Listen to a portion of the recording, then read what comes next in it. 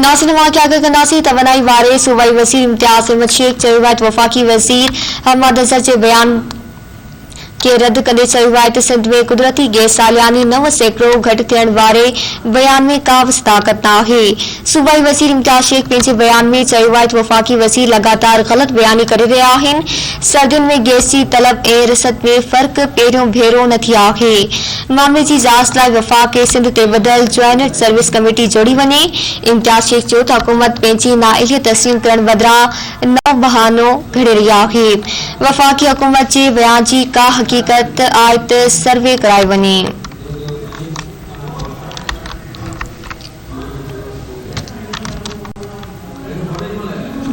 Breaking news आवाज़ से share कई पिया। तवनाई वारे सूबाई वज़ीर इम्तियाज़ अहमद शेख चयो आहे त वफ़ाक़ी वज़ीर अहमद अज़हर जे बयान खे रद्द कंदे चयो आहे त सिंध में कुदरती गैस सालियानी 9 सैकड़ो घटि थियण वारे बयान में का बि सदाकत न आहे।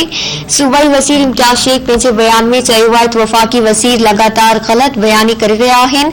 सर्दियुनि में गैस जी तलब ऐं रिसद में फ़र्क़ पहिरियों भेरो न थी आहे। कराची में तफ़सील मालूम कंदासीं धरती टीवी जे रिपोर्टर शबीर आशारी खां। जी शबीर, वधीक आगाह कजो। जी बिल्कुल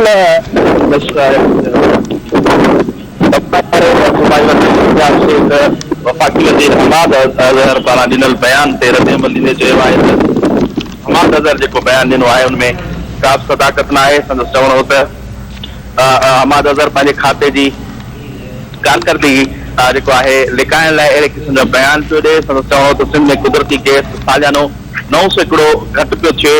अहमद अज़हर जी इन ॻाल्हि में का बि सदाकत न आहे। इन हवाले सां सूबाई वज़ीर इम्तियाज़ शेख मुतालबो कयो आहे त वफ़ाक़ ऐं सिंध सूबे ते ॿधल हिकु जॉइंट सर्वे कमेटी जेका आहे उहा क़ाइमु कई वञे त जीअं इन मामले जो जी अंदरूनी जांच थी सघे। संदसि चवणो हो त सियारे में गैस जी घुर्ज ऐं जेका रस आहे उनमें जेको आहे हर दफ़े ईअं ई थींदो आहे, एतिरो ई फ़र्क़ु थींदो आहे। पर वफ़ाक़ी वज़ीर इन मामले ते ग़लति बयानी करे रहियो आहे।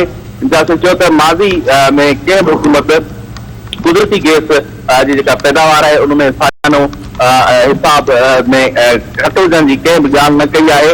ही पंहिंजी नाअहली तस्लीम करण बजाए हाणे नया बहाना जेके आहिनि उहे ॻोल्हे रहिया आहिनि। जी महिरबानी शबीर, आगाह करण जे लाइ।